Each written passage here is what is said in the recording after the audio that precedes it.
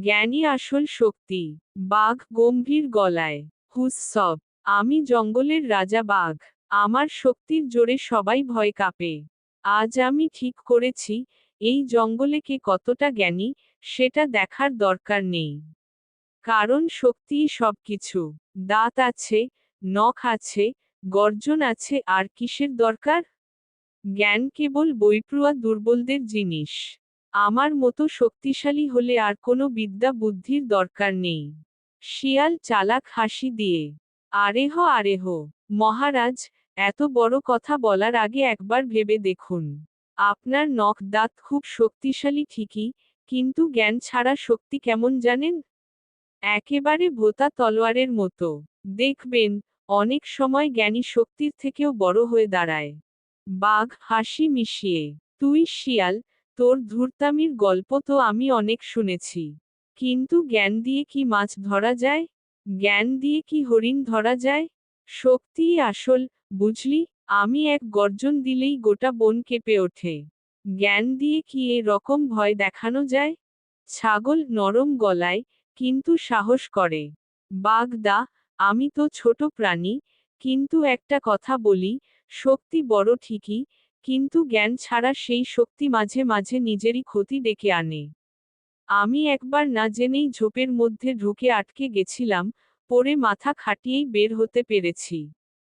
যদি শুধু শিং দিয়ে ঠেলতাম, তাহলে হয়তো এখনো ফেঁসে থাকতাম। পরীক্ষা নেওয়া হবে। শিয়াল চালাক ভাবে। মহারাজ, আমি একটা খেলা প্রস্তাব করি। আপনার শক্তি আছে, আর আমার বুদ্ধি আছে। দেখা যাক কোনটা বড়, শক্তি না জ্ঞান। আজ আমরা তিনজন একটা প্রতিযোগিতা করি।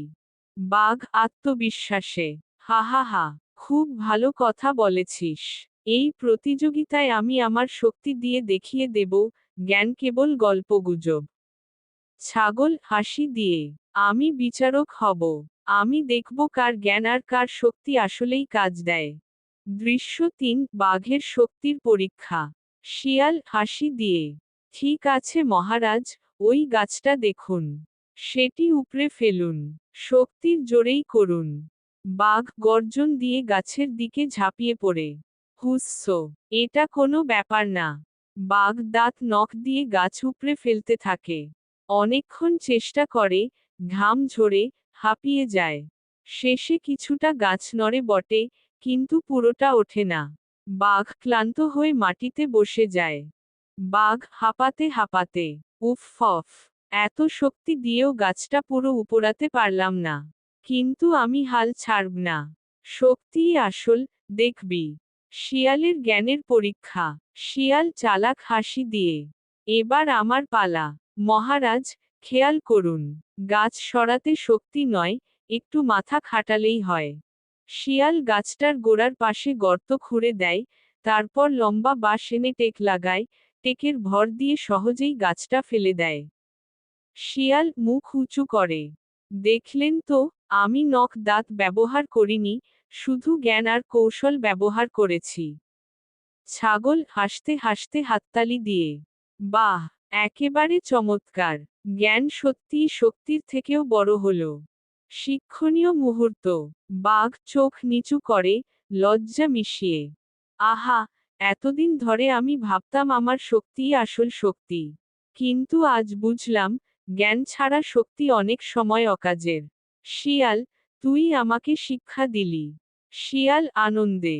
ঠিক তাই মহারাজ। শক্তি থাকলে সম্মান পাওয়া যায়, কিন্তু জ্ঞান থাকলে মানুষ বাঁচে, সমাজ বাঁচে, সভ্যতা এগোয়। শক্তি একদিন ফুরিয়ে যায়, কিন্তু জ্ঞান চিরকাল থাকে। ছাগল গম্ভীর কিন্তু মিষ্টি স্বরে। তাহলে আজ থেকে আমরা সবাই মিলে শিখে নিলাম, জ্ঞানই আসল শক্তি। যারা জ্ঞান অর্জন করে, তারাই জীবনে আসল বিজয়ী হয়।